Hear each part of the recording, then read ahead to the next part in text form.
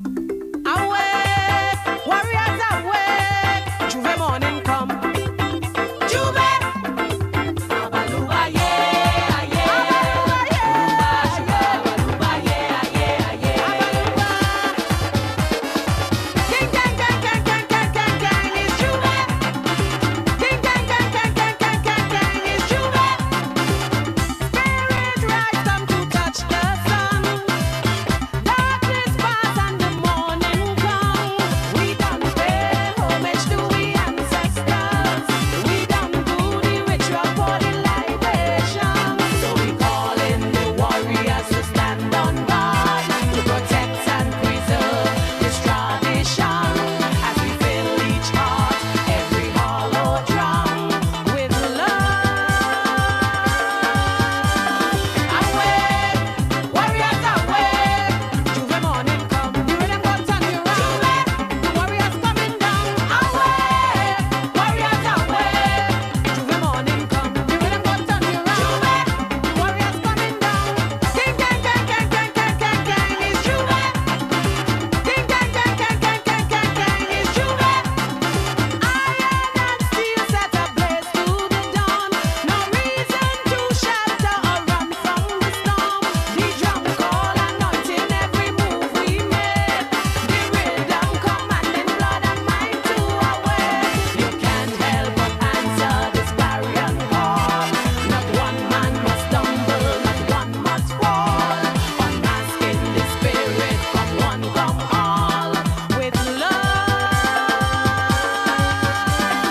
Awake, warriors awake, Juve morning come. The rhythm got turn you round. The warriors coming down. Awake, warriors awake, Juve morning come.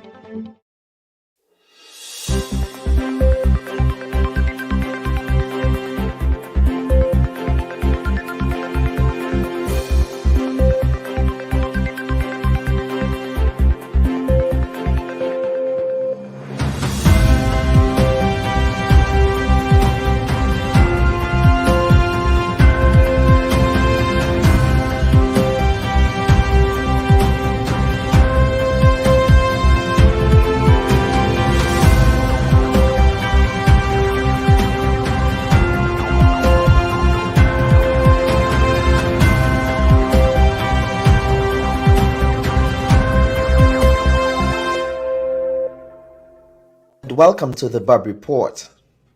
Under normal circumstances, revelers worldwide would be making their way to one of the many carnivals that coincide with the Catholic calendar. The origin of the English language usage of the word carnival finds its etymology in French and Latin in the terminologies carne valle, translated into English as a farewell to flesh, before the commemoration of the Lenten season that begins on Ash Wednesday. In the English, Spanish, French, and Creole-speaking Caribbean, carnivals are usually held at this time of the year. Still, because of the current global pandemic, organizers have had to settle for virtual events, streamed from a range of digital platforms. We speak with a calypso and soca artist from Trinidad and Tobago and Carriacou respectively to make sense of the absence of carnival in 2021 and to talk about the state of the arts during a global pandemic. They only singing praises on social media. Just go wave a flag and then shake your booty. If you love this country, now do your duty. You see, pressure just bust by. Just not be what you say. Pressure just bust by. Man, start raising your voice today. Pressure just bust by. Even if you think that you small. Pressure just bust by. Be a bit with say inside of the same, watching inside of the same. Sing, I don't know how she read it, but I believe it's still there. Yeah,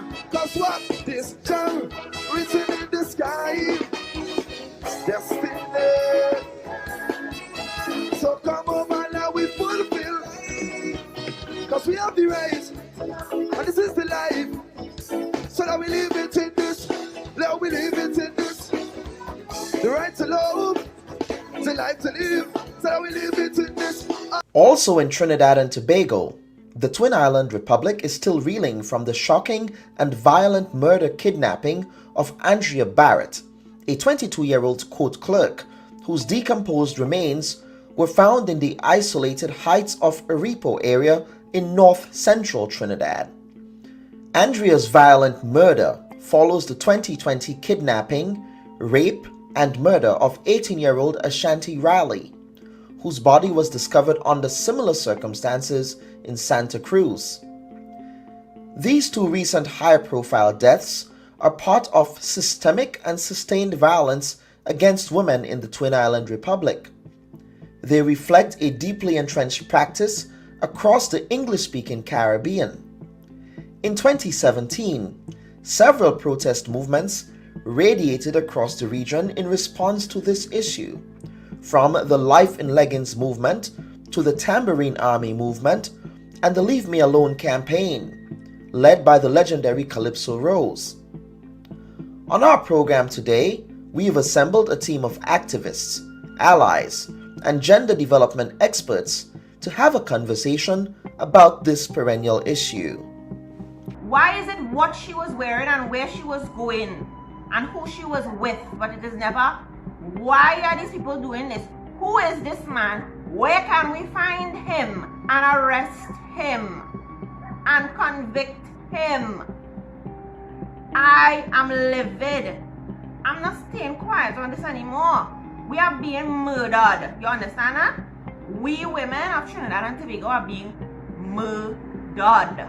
Any man who abuses a woman is a coward, and probably we ought to begin to redefine the meaning of man and manhood and what it means to be a man, and stop calling men who abuse women men. We have to find another name. It is derogatory to men to style men who abuse women as men. Joining us from Belize is Cynthia Williams of that country's National Women's Commission. From Trinidad and Tobago, we have Joanna Ray Reyes and Elise Marcelin of the Womantra organization. Kevin Liverpool is representing the Caribbean Male Action Network, or CARIMAN. Here to talk all things Carnival are Lady Watchman, also of Trinidad and Tobago, and Golden, a groovy soca artist of Carriacou in Grenada. We welcome you to another installment of the Bub Report. We thank you for joining us. A pleasant good day to everyone, and we welcome you to another installment of the Bub Report. As a programming note, just let's say that we received a cancellation from Golden out there in Carriacou, and we're hoping that he can appear on our program at some later date. But we will still have a first segment. Normally, at this time, on a personal note, I would be in the Twin Island Republic of Trinidad and Tobago as we prepare to celebrate the reign of Carnival. But unfortunately, there is no Carnival this year. There was no Carnival really last year. I think Trinidad escaped by a hair. They were the last major island in the region to have a major Carnival in 2020. But that is not to be this year. And so what we want to do is that we want to talk about the implications of that particular absence, because as we know, Carnival is a major economic earner, but it is also a celebration of the arts and it's a celebration of culture. So I'm actually happy to be joined, and I thank him for saving the day this morning by my colleague and my comrade and friend, Kitaka in Grenada. So Kitaka, the reason I'm bringing you on here is because I know that you've had many interactions, and you actually have many interactions with some of the artists and producers in Grenada. Last year, Grenada didn't have Carnival. We saw some resistance by the Jab resistance movement, who defied the COVID protocols to have Carnival. But Kitaka, what sense are you getting from the artists? What are they doing during this time? Well, for me, first of all, thank you. I mean, last minute you pulled me in, so I'm very happy to be here. For me, the word on the street is it fluctuates from being a sense of sadness and lack of like clarity as to what's next, because historically, to the demise of the industry, like Carnival and the soca industry has been kind of seasonal, where artists sort of prepare for the particular season as opposed to like doing music far more global scale. So we're seeing artists being forced right now with, okay, what do I do with the limited resources and the lack of revenue? Because most of the artists are not that popular in terms of getting digital streams. So the bulk of their revenue comes in on performances, and with the COVID there's no performances, so revenues are sort of cut completely. Maybe you might get some dub plates here or there, so you are faced with a dilemma. Do I use the small resources I have now to put out music, and there's no guarantee of a show or a concert? So some are putting out some songs, others are holding back. So definitely that's what things are like right now. I mean, I look forward to music, and I think it's a challenge right now for the soca artists to maybe evolve and make soca a universal genre where it's not just the topics are not just on Carnival, jump up on the road, but the genre can maybe branch out to become all year round and compete with reggae and dancehall and hip hop and so on. So let's see how the artists respond. Some Yeah, are even jumping into different genres right now. I mean, and you know, we do have, for example, Ajamo has been very good at diversifying his portfolio. You know, he's getting away from that seasonal and cyclical way of thinking about his music. You know, and so, Kitaka, the other question, I know that you've been involved in a number of virtual events in Grenada. So this year, last Carnival, I know that there were some virtual events, but I think Trinidad and Tobago, a lot of the artists in Trinidad and Tobago, Patrice Roberts, Faye Ann Lyons, Bungie Garlin, Kess the band, you know, the national, I believe is the National Carnival Commission in Trinidad. They've also done some work in getting the Calypsonians featured. Have we seen that in Grenada on that scale? I think Trinidad really hit it out of the park this year. Well, Grenada had Cyber Monarch, as well as there was a show done by I was actually part of the production team, Upstage TV show in Grenada during the pandemic. To be honest with you, the virtual, yes, it's like a consolation. It's like, you know, a band-aid on your sore. Like, it's not the real thing. Like, I think like for Carnival, like Carnival is like therapy for the people who participate. You know, all year round. I see that for most people in Grenada, all year round, the work, the stress, that one moment where you can put all those things aside and really come together with friends and family, people from overseas. Usually that's the only time they get to come back home. So for me, yes, the virtual kind of helps to give you that connection and music and a little bit of consolation, but it's not the same. And I think many people are trying to get into it, but it's like, okay, how do we really fill that void? And I don't think the virtual events can really fill that void, but I appreciate what Kess and other artists have done. But definitely we miss the real thing. We miss being in on the carnage in the stadium and that kind of vibe. Well, or right now, you know, I was before coming on air, I noticed that in Carriacou there is a heavy police presence there because I guess they don't want what happened in 2020 in Grenada to happen there. So because this is weekend, you know, a carnival weekend in Carriacou as well. Well, in my view, Kellan, I think last year the Carnival Tabanka was much more severe. I think like the over the last couple months, people have really like kind of become cultured and kind of accept the new normal of not much social gatherings. So I don't think the Tabanka may be that huge, or maybe it may be, but I don't feel that on the ground. I haven't even been speaking about Carnival with any of my friends recently. Hopefully, let's see what happens in August if we may be able to have one. But for me, I don't think it's people have kind of become accustomed to not being out and not being like partying like that. So I don't think there may be any major issues in Carriacou. Maybe small clusters. Well, let's hope that 'cause you know our people when it comes to jab and juve. But for you, how does it feel for you, Kellan? I know you usually in kind of in Trinidad right now. Like, how does it feel Correct. for you to be in Washington now and not be on the savannah grass? I mean, it's tough, right? It's tough, but I think, as you said, the virtual events have been an excellent consolation. Patrice Roberts had an amazing show last week, and she opened the show with a sterling tribute to Calypso, singing Sandra. Kes has actually done an excellent job, not only during the carnival season, but he's had, for example, he had the We Home virtual events. So he's a lot of the artists have been doing a lot, and I think they have they have again, as you said, it's been a very good consolation for those of us who are unable to journey for that, what I call a pilgrimage. Yeah, but for me, I think right now I would suggest to like artists and promoters and so on, because I think like there's potential for the virtual events to be very profitable Hmm. in terms of maybe you don't have to have that much logistics as it may be for like a huge show. Yes, you may not be able to sell like drinks and so on, but maybe if they find the right formula and market it well within like the diaspora and other places, live Hmm. stream. They maybe can bring in some revenue and the artists can actually make some money during this time.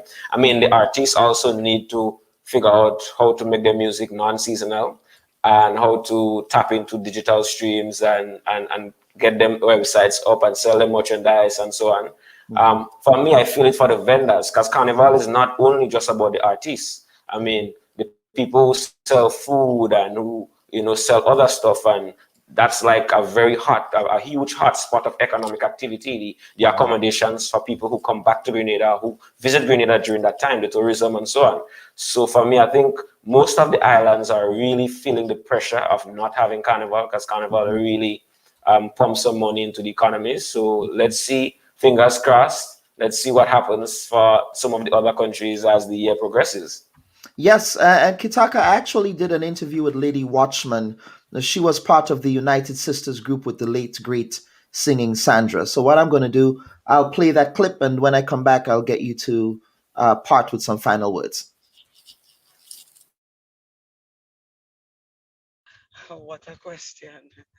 Well. Singing Sandra was somebody that, from before I even started singing, I knew this lady. She was always like a mother to me. So the feeling is it's kind of overwhelming because I lost my mom 7 days before singing Sandra. Mm-hmm. And the morning I was about to get up to bury my mom, well, my phone rang and another artist called me named Mahalia Regis. Mm-hmm. And she said, Alana, you heard what going on? I said, no, what happened? She said, Sandra dead. Imagine how I felt. Mm-hmm. Yeah. It was really heart wrenching. It's still something that I study like every day. Just remember all her words, all she used to teach, all she Mm-hmm. used to say to me, and us in a matter of fact, because there's a group of us, there's not one. There's not me alone that used to be close to her. She picked a group of young people that I don't know how to explain it, but she picked a group of young people that she had very close to her. Mm-hmm. I was one of them, but they were some before me, like Kareem, Mm-hmm. Misashi, and you know, it's like I don't know if she knew what she was doing. You understand? But for the past 2 years, she has been handpicking a few people, and I think she knew that time to me, time was coming close. My words would be that I hope that calypso music could be recognized more and the youths could be more, you know, involved in it because it has messages that we send out there. And I think we should bring things bring things more what I would say interesting to the youth. I would say that I hope everyone with this COVID-19 that they stay safe, do what we are supposed to do.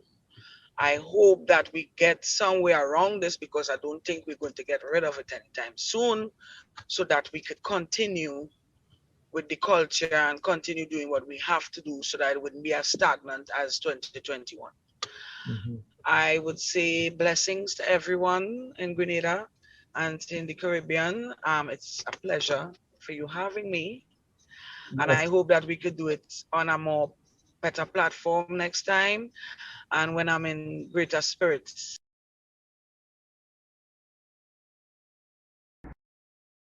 Yes, Kitaka. So that was Lady Watchman. So Kitaka, let us wrap up. Let's get some final comments from you. Well, first of all, rest in peace to singing Sandra, a stalwart and a mother to many, and we appreciate all the inspirational music that she has given us. And I know that her legacy and her songs are going to live on. For me, in terms of Carnival and what's going on, my heart always like feels a pain for the entertainers and the promoters and the people who are directly involved in the industry. I mean, everyone has been going through it as a result of the COVID, but they are like an industry that may be like one of the last to really come back, like that, because they need Mhm. crowds, they need massive gatherings, they need that level of congregation. So for me, it's like they need to be innovative right now. Now it's time to go back to the drawing board, be smart, and see how to be innovative and shape Carnival in a way that it can bounce back, or whether we tap into virtual, whatever the directions may be. I mean, there's always a solution, and there's many different ways in which we can get it done. So my thing is, don't lose hope. I mean, the world is moving in a very globalized way right now. If you notice, even many of the other artists, they're trying to collaborate with different artists and crossing over from different genres. Afrobeat Mhm. kind of has a soca vibe to it, so maybe Yeah. many of our soca artists can see how they can maybe collaborate with some of the African artists and get into the Afrobeat market, which is a very large market right now. Mhm. Even the calypso, as the lady was speaking about a while ago, how can we maybe improve it a bit, maybe lift the tempo a bit, still keep the messaging, but give it a little more flair. So Mhm. for me, I think it's based on attitude, because attitude determines altitude. So the attitude of the artist now and how they seek to make use of this uncertainty, they can evolve and they can thrive, because we're seeing artists like Kes and Marshall and so on who are evolving and moving with the times. So that's my final thoughts. But I still hope, Kellan, that in August we can all be in Grenada. Maybe Grenada might be the only carnival, and everyone can descend on the Spice Country, and we can have a big party if the COVID is put under control. Yes, that would be great. Kitaka, thank you so very much for pairing. Folks, stand by. We will be taking a break and coming back with our panel for this morning show. Have a good day, Kitaka. Thank you again. Yeah, enough love, my brother.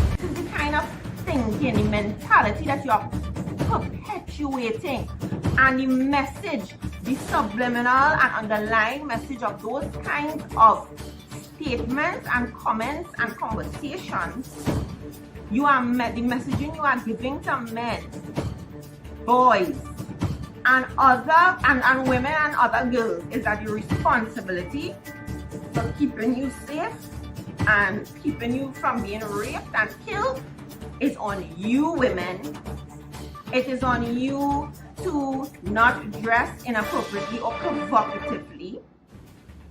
It is on you to make sure you're not out at night. It is on you to make sure you lock up in your house all day. It is on you to make sure that you are never alone. Well, that is not how life works. We are adults and we have things to do. We cannot be locked up in the house whole day. Okay? I know to me it looked like some of you like that notion that we are afraid. and that we're going to lock up and stay quiet in the house. But we're not going to do that. That is not how we're going to live our lives in Trinidad and Tobago. I am fed up, and there are serious, holistic changes that need to be made in this country, from the top down to the side to the next side. Right?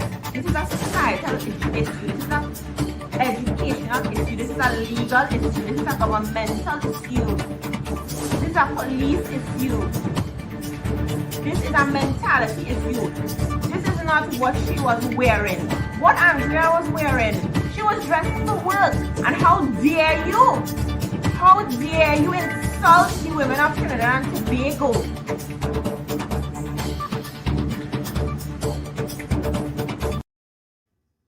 Welcome back, folks. And that was one of the women in Trinidad and Tobago really putting perspective on what has been happening in the Twin Island Republic, I would say, over the last couple of weeks. And I'm happy to welcome our panel for this discussion. It is a gender-based violence discussion, not only that affects Trinidad and Tobago, but it affects the entire world, quite frankly. But the focus right now is on our context meaning the Caribbean context. So Cynthia Williams, who is in Belize. Cynthia, it's a pleasure to have you on the Bub Report today.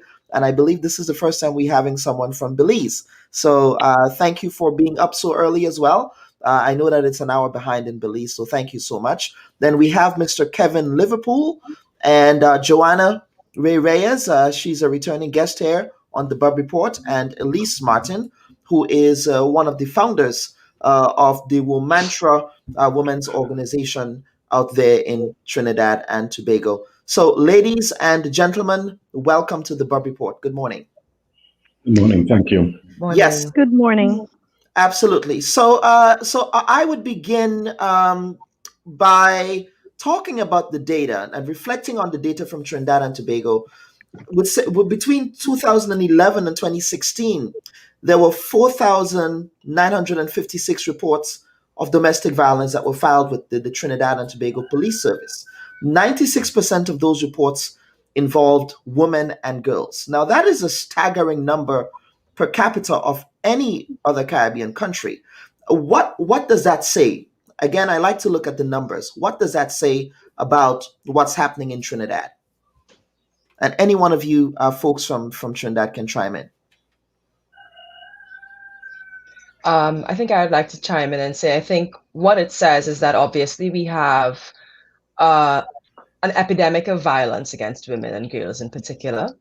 And I think what's more is that you're quoting statistics of reported incidents of violence. Mm-hmm. And there are many other thousands more that go unreported. And based on the 2017 Women's Health Survey, the report of which would have been published in 2018, we know that less than, I believe it's 5% of women report to the police. Mm-hmm. So that means that those statistics are severely underestimated, assuming that is only police statistics that we're talking about. Mm-hmm. And when we discuss these statistics, one of the worst aspects of this particular challenge is that we are not a data-driven society. So these are numbers that have no analysis behind them. There is no state institution that is specifically focused on analyzing and understanding trends in data and making decisions based on those trends. So when we talk about these thousands of reports and these thousands of women who have been affected by violence, and many of whom have been fatally, whose consequences, I should say, have been fatal, mm-hmm. we recognize that there's a serious problem. And we know as well that over the last 2 years, hundreds of women and girls have gone missing. Last year alone, the reports vary between about 450 something to 500 people, depending on which report you look at. And the year before, it was the same. Mm-hmm. And then the government says things like, oh, well, we've had a 5% reduction in crime, but is that a statistically significant 5% reduction, or is it just a 5% reduction that was responsible really and truly due to, or as a result, I should say, of chance? So, when we look at the data, there's a lot to interrogate that's not being interrogated in any meaningful way outside of perhaps the halls of the academy. And most nonprofits, organizations and other less funded organizations generally don't have the capacity to collect and analyze data in the way that the state does. And so when you look at it from a data perspective, you recognize that the state right now actually has an obligation to recognize, as we have called, that gender-based violence is a national emergency that requires a multi-pronged approach. It requires a multi-sectoral approach, a multi-stakeholder approach, and it requires data analysis. But we were here in 2017. To me, I feel as if these conversations are cyclical. And this is where I'm going to bring Kevin in, because I know, Kevin, as part of your organization, Caraman, you have been working very hard to change attitudes. As a matter of fact, in this latest round of protest and groundswell that I've observed in Trinidad, I've seen solidarity from taxi operators. I've seen solidarity from a lot of men. As a matter of fact, the business community in Trinidad decided that they were going to have a national strike. I think that's the first time in the history of the republic that we witnessed that kind of solidarity. But Kevin, you've been on the ground and working, and from the perspective of men, what can we do to ensure that we hold men accountable as well? Yeah, thanks a lot, Kellen. And I just want to add a bit to what Elise contributed. As chilling as the data you presented is, we also are faced with what COVID has done to the data. And we have seen, such a dramatic increase in reports. And again, that's just reports. So how many cases go unreported as the mobility of women are affected by lockdowns and so on. But additionally, and as I reflect on what Katika was sharing about Carnival being therapy, COVID has also removed that therapy. It has removed that escape. And it's almost as if we're in a situation where we're saying, let's face these issues. There's no escape, because we know that Carnival begins, sometimes even before Christmas, and allows that release of these pent-up frustrations and angers in the society. So now without Carnival, it's as if society has to face head-on the ugliness of gender-based violence. And, we have seen the solidarity. We have seen men come out. We have seen business owners come out. But one of the things that we are very cautious of, especially at Carryman, which is an organization that holds itself accountable, very seriously, we take it accountable to the women's movement. One of the things that we are very cautious about is that shift that a lot of men and a lot of people make from hostile sexism to benevolent sexism. So at times like these, we see a lot of people coming out and making statements such as, we ought to protect our women, and women are our mothers, and they are our sisters, and they are our wives, but that's not what Carryman is interested in. It's not a shift that doesn't really challenge the inequality of power and status between men and women. Because when people often say, protect our women, or we men must protect our women, we are still reinforcing those values that men are strong and dominant, and women are weak and helpless. And therefore, men must take that role, that patriarchal role, to protect women. What we are interested in Carryman is gender transformation, where we're able to challenge those cultural and traditional norms and values that really value masculinity above femininity and really put men in powers of position. And that is hard work. That's not going to happen overnight. I'll pause there. Yeah, and Cynthia, I'm going to bring you in from Belize, because I was actually reading a publication that you published, and you made the point that COVID-19 brings on a particular silent pandemic as well, within context of gender-based violence. So can you really expand on what you meant by that? Definitely, and thank you very much for the invitation. When it comes to the impact of COVID, I think one of the things that we have seen is really place those persons who experience violence in even more contact with the perpetrators of violence within their homes, because of the quarantines and because of the state putting everything on lockdown. And so it has really force them not to even reach out to services that they would have otherwise been able to whenever they have any interactions through the schools by dropping off their children or taking their children to medical facilities, just any opportunity that maybe they would have been afforded in the past without COVID, those have been taken away.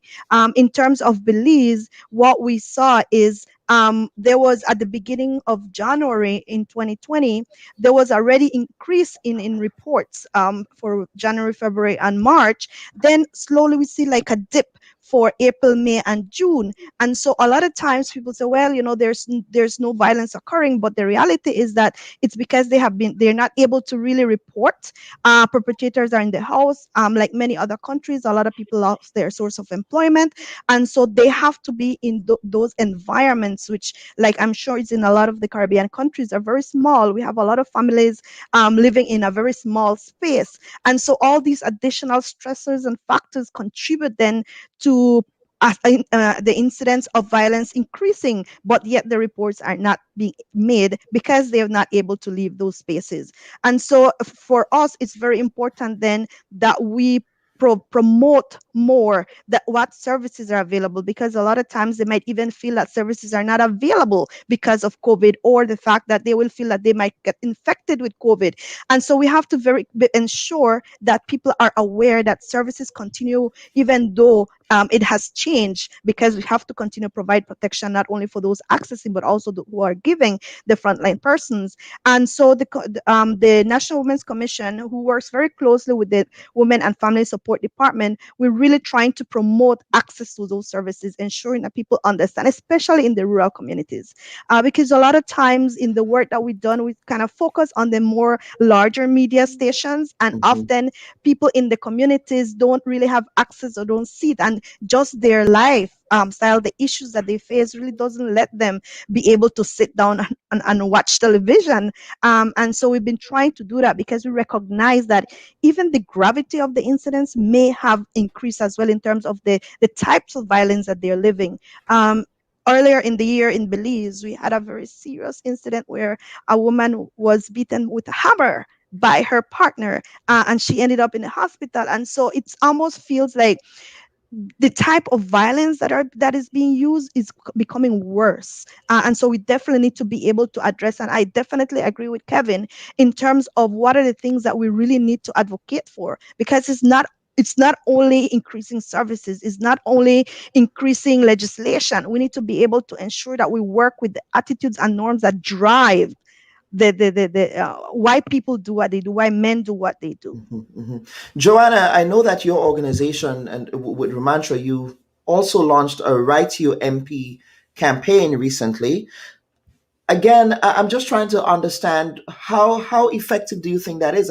Because again, and there were a lot of protests. I believe there still are protests at the Red House. People are putting this squarely at the feet of government as well. Yes, and so what failures do you think are there with respect to government not playing their role?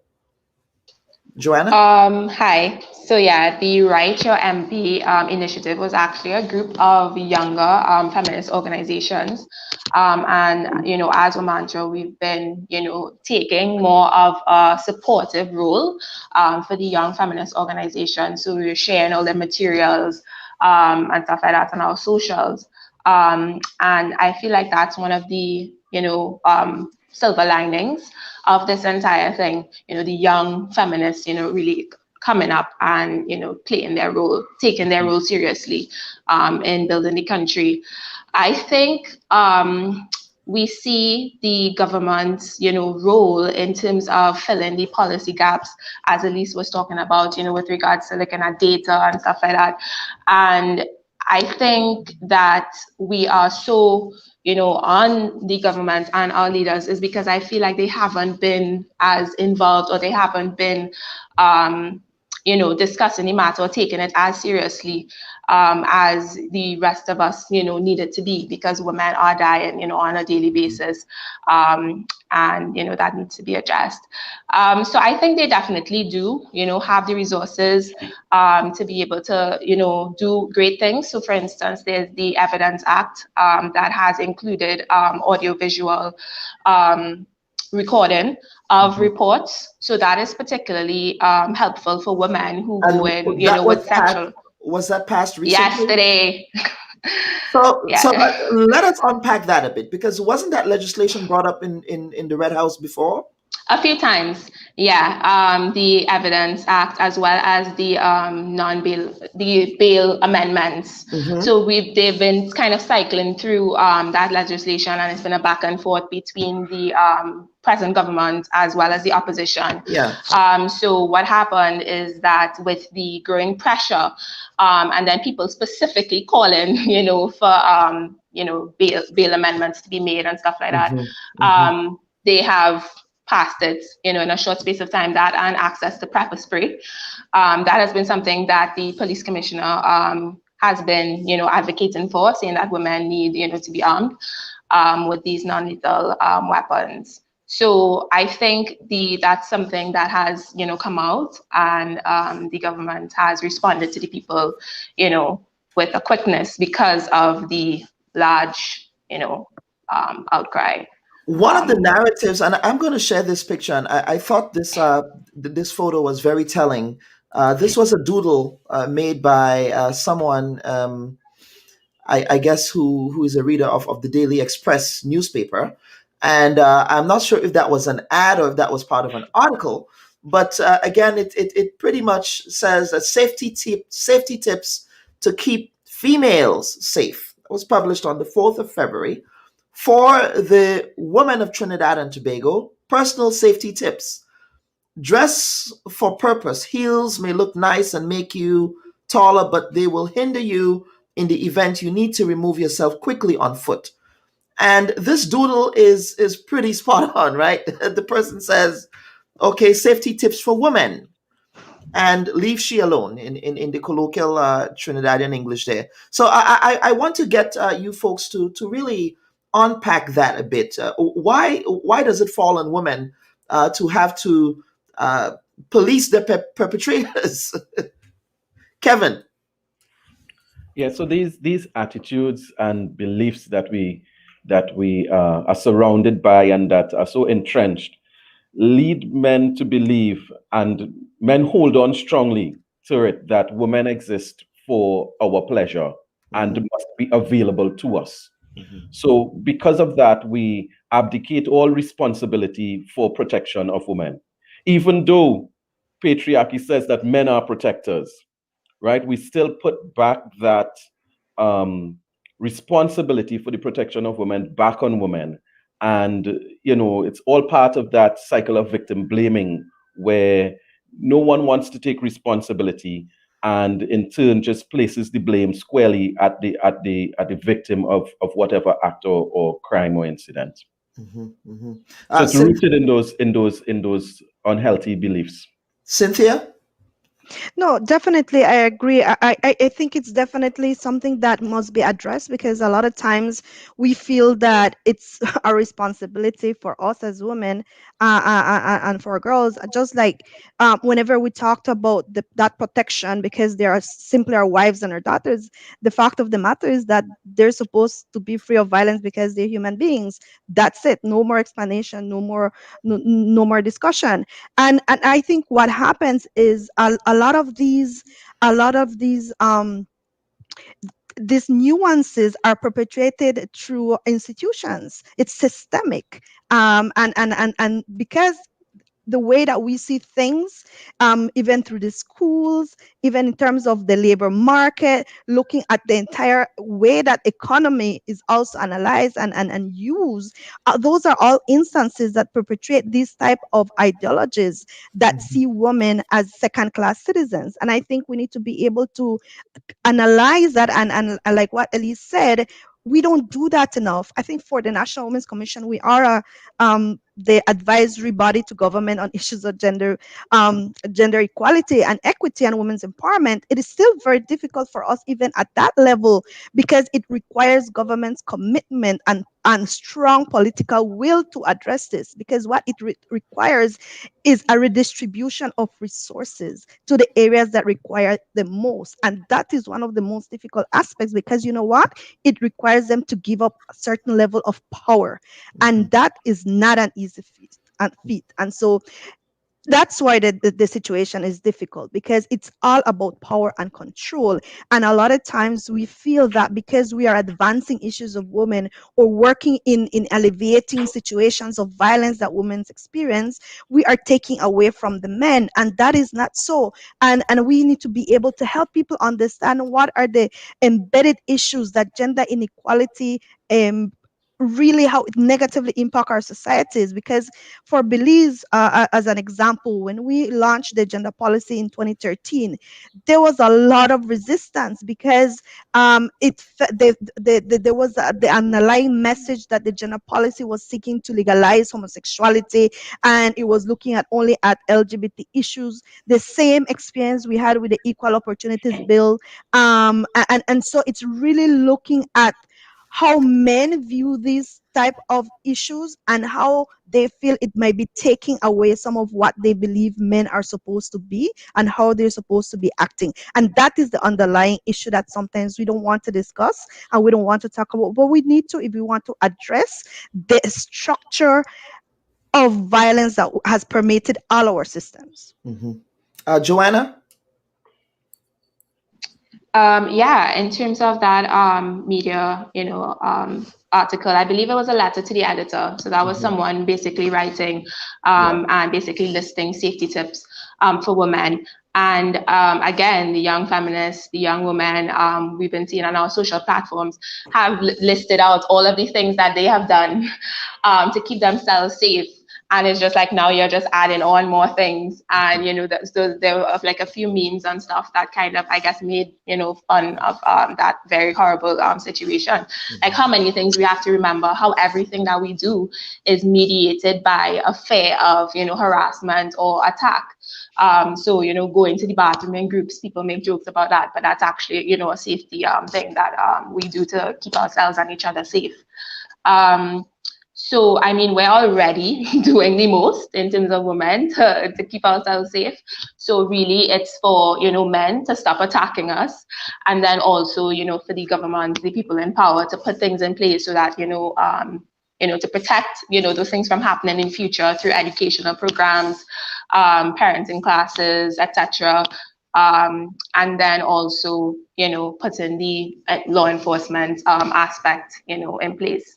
So, yeah, How would you say? How would you respond to, or how would you rate rather the response of the law enforcement authorities in Trinidad? I know that Gary Griffith has been an advocate for non-lethal remedies, weapons, non-lethal weapons. How would you say his leadership has helped the movement? I think he has been pretty solid on women's issues, and I guess started, some other initiatives like the sexual offences unit and stuff like that. So they still have to, budget and actually, give that unit a space. But I think the step, is definitely required. There's the app. The police app that has the SOS feature on it. So there has been, a number of things that he has done, or at least, started. So I think he does pretty well, with regards to women's issues. But it's always a very hard stance that he takes. So he's like, give women pepper spray, give them guns so they could shoot, people. And that, kind of, I guess, focus on violence. When a lot of women don't want that. I don't want to walk around with a gun. I don't want to have to, right. So, yeah. Elise, and then I'll get to Kevin. Yeah. Well, I want to take us back as well to the question about the safety tips, and just to also add in a few points to support, to build upon, I should say, what my colleagues have all said, because everybody's points have been fantastic. But, to also add in this other nuance of the fact that this is also a sort of a tap onto psychological mechanisms, right? So one of the things about the power systems that exist today is that they're almost seamlessly mapped onto psychological behaviors with group and individual dynamics. And one of which is this idea of dispositional bias. So a woman who isn't safe, it's actually probably because you did something wrong. It's not about the situation. It's not about what context you're situated in. It's about you. And that I think has to do a lot with this sort of cognitive dissonance, where if I could potentially be a victim, then I need to understand what you did wrong, right? Because I'm doing everything right and I haven't been victimized. And so therefore it has to be you. I think it's a lot of protective mechanisms that people are engaging in, and that's also that's then sort of augmented by these group dynamics that facilitate distance and difference. So because men and women have been seen as opposites, men are from women are from Venus, men are from Mars, all of these stories we have about the inherent differences between men and women, which we all know are generally not true. There's this idea that, well, there's this sort of distance, I should say, that we don't actually get to communicate with each other and hear each other and learn from each other and understand each other's experiences and pain. And then that's all mapped onto this system that has given men dominance and power. And so therefore, if I'm in a position of power, why would I hold myself accountable for something that happened to you? That's not my responsibility, And so because of the fact that women are basically seen as people who are supposed to be inside of the homes, we are supposed to be sort of in our place.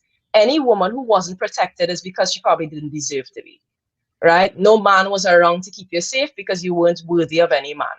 And this is a narrative that is very much ingrained in our collective consciousness. And I actually think it's a very toxic idea of sort of man-woman relationships that we maintain, which is that women, as Kevin mentioned earlier, women are supposed to be protected by men. And therefore, any woman who wasn't must have not been worthy of that. And you're not good enough for any man, right? And then to talk about the policing aspect of it, we are led currently by a group of extraordinarily patriarchal people. Everyone in our governance structure right now sees the role that they play as this sort of protective, like, I'm going to go and kill people because that's the answer to violence. So we're going to have more violence to try and solve violence, because the only way to solve violence is with violence. And while I will always commend the efforts of this current commission in terms of the movement, I think the problem is that as a country, we're actually fixated on him and what he's doing. The reality is this violence issue, as I think Cynthia, Kevin, Joe have all mentioned already, this is not about policing. It's much, much bigger than policing. It's about systemic and societal reform.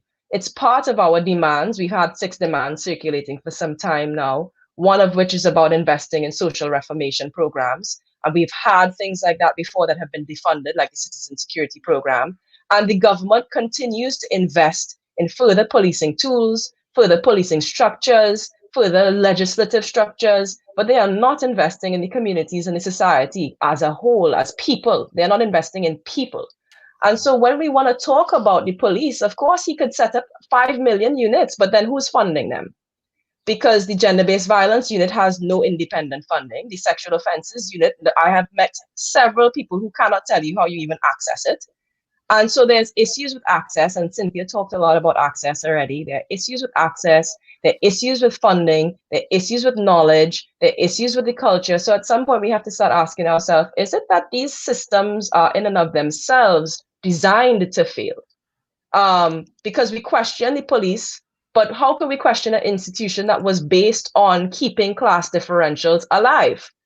Right? The police was designed to support political and policy structures that favored elite views. So how can this institution that for the most part has resembled what it always was, all of a sudden become an institution that's supposed to bring about and usher in social change?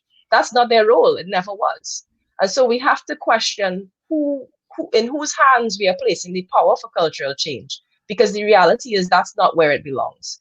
What we should be doing, and Kevin talked a lot about it already as well, is investing in in programs and structures that can deconstruct, analyze, and reform and transform, as he said. I like the phrase gender transformation. Transform the culture from the ground up so that we start to see gender, first of all, as a very, very limiting construct that keeps us in perpetual fight and battle, and start to see these power dynamics as existing in the ways that they truly exist and not in the ways that we feel they exist, and understand how we can start to slowly whittle away at them and create a culture that is rooted in gender justice, and that is rooted in healing, that is rooted in this idea of equity, and that we are all deserving of dignity. Mhm. I will come up for some air. This has been a very, there is a lot of work to do. That's one of my major takeaways from this discussion so far. And you guys are doing the work on the ground. I just can't imagine how much work it is. People think that activism is only, posting something, or, but you guys actually do that work of informing policy and helping to change attitudes. Stay with us, folks. We will be right back.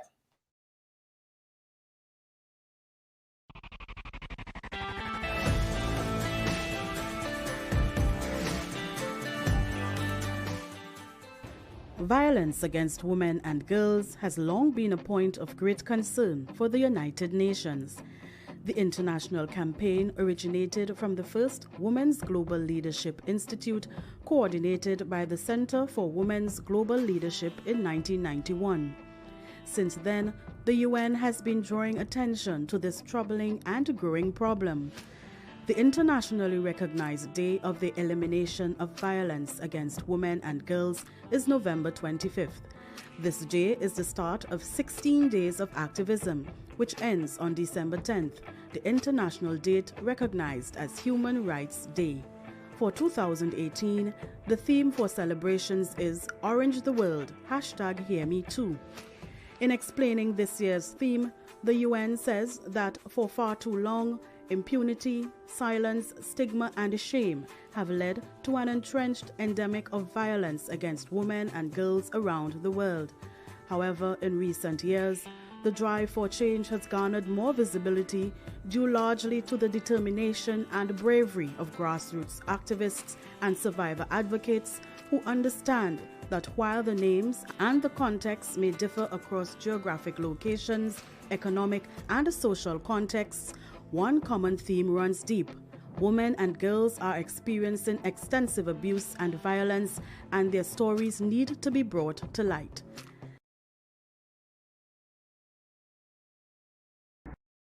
And that was from the a video that I was able to obtain from the Trinidad and Tobago Parliament. A credit to them for providing that for us. But we're almost out of time.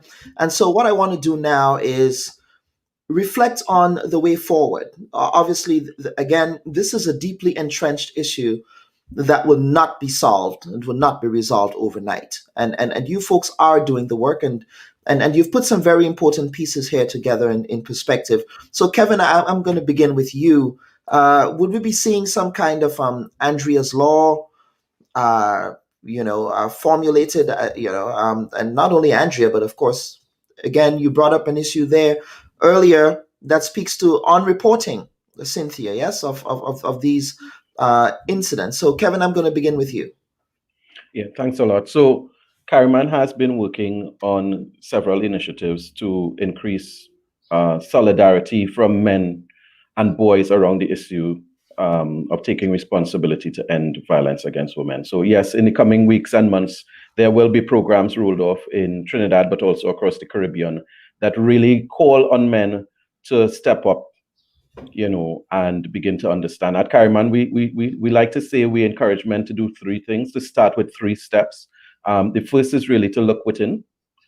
We believe that most men have learned to be men in very unhealthy ways. So it starts with that inner reflection, but not just an inner reflection in a vacuum, but we encourage men to take some time to read up on what gender equality is, look at a video on YouTube, join a webinar, and really get more information on what gender equality is and what men and boys can do. The second thing we ask men to do is to listen to women, because this is an issue that affects women. ask for feedback on how our speech and our behavior affects them. You know, listen to their experiences of their challenges navigating a world full of sexism. And the third thing is hold other men accountable, or as we say in Trinidad, call out your brethren. Interrupt men whenever they're using harmful speech or behavior. Silence is affirming, so it's important that you don't stay quiet, but that you call out men. But also, once you have begun your own healing journey as a man, you take the time to call them in as well and start a deeper conversation on why do we say the things we do? Why do we believe the things we do? It's interesting. You ask men, how do you feel about rape and how do you feel about domestic violence? And they are often very opposed to it. But these same men will say, but I don't wash wares because that's women's duties, or I don't change pampers because that's, or I have no problem with catcalling. So it's to understand how our behaviors maintain this system of inequality. And as men, bit by bit, we begin to, in increments, dismantle the system. Elise? Sorry about that. That's Yeah, okay. I think I love those 3 points that Kevin just gave, and I especially love the calling in point because of the fact that that's actually, I think, the most important one, and it's the one that gets done the least. And I think it's especially important because that's where people learn best. People don't learn when they're called out; they actually learn when they're called in. There are times and places where calling out needs to happen, but it also just kind of fuels antagonism. And so I really want to support everything Kevin just said, and to add as well from our perspective, as I said, we've had 6 demands circulating for some time. And I'm just going to briefly go through them, which are essentially to increase public transportation safety. And that could include doing things like having drivers registered, ensuring that they're on a registered list of drivers, giving them gender-based violence training, having cameras at the bus stops and at taxi stands so that there's some evidence of who's moving where. The second demand is to increase effectiveness and accountability and transparency of the state. And this is particularly important because transparency and accountability are, I think, our biggest gaps in the region, but specifically in Trinidad. They keep implementing systems, and then we have no idea of how those systems are functioning, despite the fact that they'll say, well, we did it for you. Be happy. And we have as well the ensure sufficient financial and organizational support and resources for national systems. So that would include like financing properly the gender-based violence unit, ensuring that all of the arms of the state that are supposed to function are actually functioning as they should and are properly resourced to meet their expectations. The fifth is to create a multi-stakeholder coordination mechanism, and that should include civil society, academics, basically all of the stakeholders who are involved in this response. We should be having a mechanism to ensure that their ideas are brought together, that they are functioning in the ways that they should, and that we can ensure that we are providing the services that we need to provide in order to see the change that we need to see. And the final one is to invest, as I would have mentioned earlier, in social reformation programs. And that, I think, is where a lot of what Kevin just talked about that's where that comes in. Because the reality, as I mentioned before, is we're not actually going to change, we're not going to move forward until we really and truly tackle it from a cultural, social, societal perspective. That's not just about government and citizens or, state agent, police versus whoever. It has to be a 360 approach. And it should include the business community, who I think really and truly gets away with a lot. They are not called up. They're not called upon to really and truly invest and to do the work of making sure that communities are well resourced to tackle these issues. So I think this is really where we're at. And I really like the idea of finding ways to support that kind of work that Kevin would have mentioned earlier and that we've talked about throughout this program. Joanna, and then I'll end with Cynthia, our friend in Belize. Joanna. Yeah, so Womantra would have developed a handbook. It's called the Journey to Justice, a Survivor's Guide. And that tool offers, women information about the services that we have available, how to access them, and more importantly, what are their rights. in terms of going to the police station, going to the health center, and then also approaching the justice system.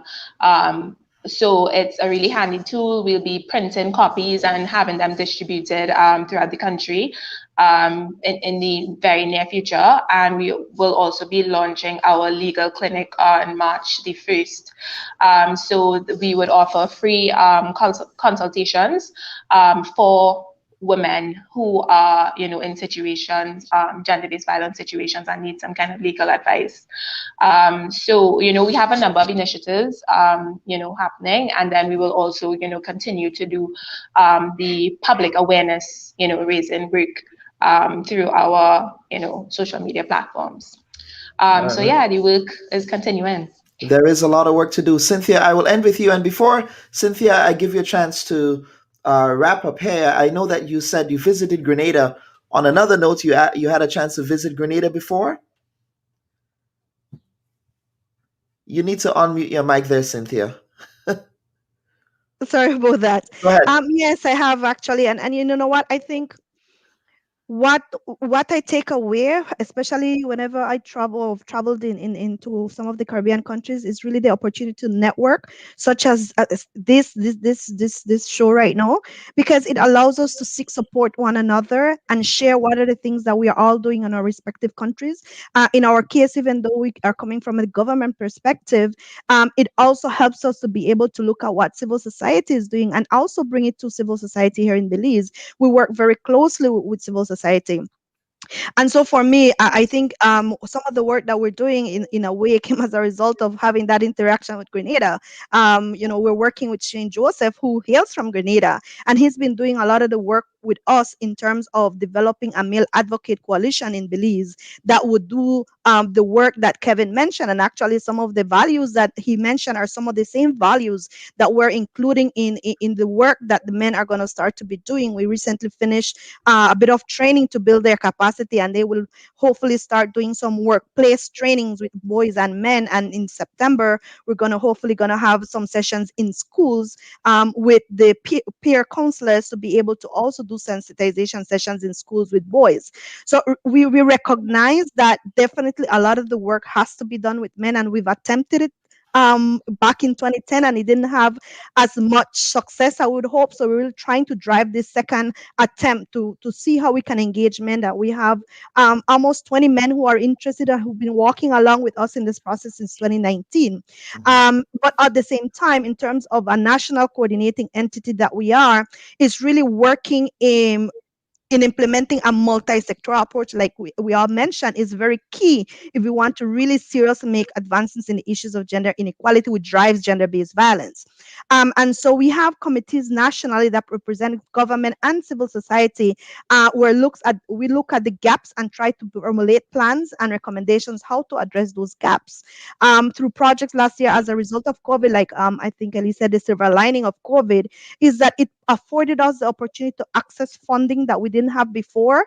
So we've been having a stronger promotion, public awareness campaign nationally to bring messaging to men, to communities, to families, to friends, and to survivors of violence in terms of services, and how we need to advocate and stand against this sort of violence, because at the end of the day, it affects our children. And that's why it doesn't end. That's why it's taking forever, because children are living and learning all these types of negative behaviors and attitudes that they perpetuate when they become adults. And so the cycle continues.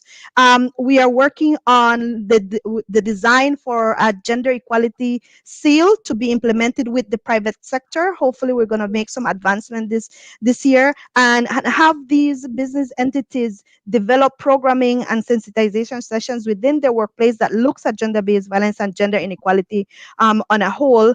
And again, like I think someone else said, we're also developing materials for persons to be aware of the services that are available to the gender-based violence referral mechanism, not only for frontline workers, but also for those who are non-GBV workers. And so community members who are interested and willing to serve as advocates in the community. We have many people who might want to do that. And so they need to understand the cycle. They need to understand what is it that they can do. They need to understand the services. So really and truly, our approaches have been from multiple levels at the community level and in institutions as well, and working even in trying to strengthen the gender focal point system that we established some years ago that then drives gender integration strategies within government. Because a lot of times when it comes to gender equality issues, often it's only seen to the respective ministry that deals with gender. But the reality, it is the responsibility of every ministry to look at the impact of gender in agriculture, gender in tourism, on all of those areas. And we need to be able to ensure that people understand that. So our strategies have really been to look at how do we address gaps? How do we ensure people get the right messages, to know about the services, and also how do we hold accountable those duty bearers who are not doing their jobs, like the police, whenever they don't respond. And so for that, we launched a gender-based violence complaint mechanism that hopefully people will utilize and formally make a complaint, because a lot of times, unfortunately, we like talk and we understand where that is coming from, but we're trying to really help people understand if you didn't get the service, it is your right to complain. And the way that we've designed it is to for us as a third party that doesn't provide services to then coordinate the investigation and ensure the gaps are addressed. This requires more than one program, and it requires more than 1 hour. It actually also requires, on as someone who is a communication scholar, someone who works in media, to ensure that we are being very, very deliberate and very intentional about messaging, and the way that these conversations are held as well. Because I think we have so much problematic narratives around how we are addressing this in media as well. And I believe media and journalists, people who claim to be journalists, not everyone is a journalist, but can actually be able to uh, address these issues in a manner that helps us to get to a place where we can finally turn the corner on gender-based violence in the Caribbean. But I'm going to get to a comment here. Mr. Aki says, very important conversation this morning. Always great to see how we are working across the region to advocate on behalf of women and men to address issues of gender based violence. I'm encouraged and extend my supports to all. Thank you, panelists. And then he says, keep the conversation going on the Bub Report. Thank you, Mr. Aki. Folks, let me take this opportunity to thank all of you for taking time off your Sunday. I know that we do have a protest happening in Trinidad and Tobago. I've been following that very closely. And Cynthia as well. Thank you for joining us from Belize. I hope to have you again on the Bub Report. But folks, next week, on a programming note, next week we'll be addressing debate around the vaccination rollout in the Eastern Caribbean. As we know, most Eastern Caribbean countries are part of the World Health Organization's and the Pan American Health Organization's COVAX facility. And we also know that there has been significant resistance to accepting the immunization from COVID-19 by segments of the population. And so, what we'll be doing next week is that we will be assembling a team of experts to debunk some of the myths and to essentially fact check a lot of the claims around vaccination. One of the fun facts about in my research on for next week's program is that I found is that Grenada, for example, is one of the places that has one of the highest vaccination rates of any country in the world. And so it's interesting to see that there is an anti-vaccination movement on island, but that is something we will be exploring in more detail next week. A panel, just stay with us so that we can exchange information before you leave. And to my listeners and viewers, thank you again for listening and watching. Have a great week. Bye-bye.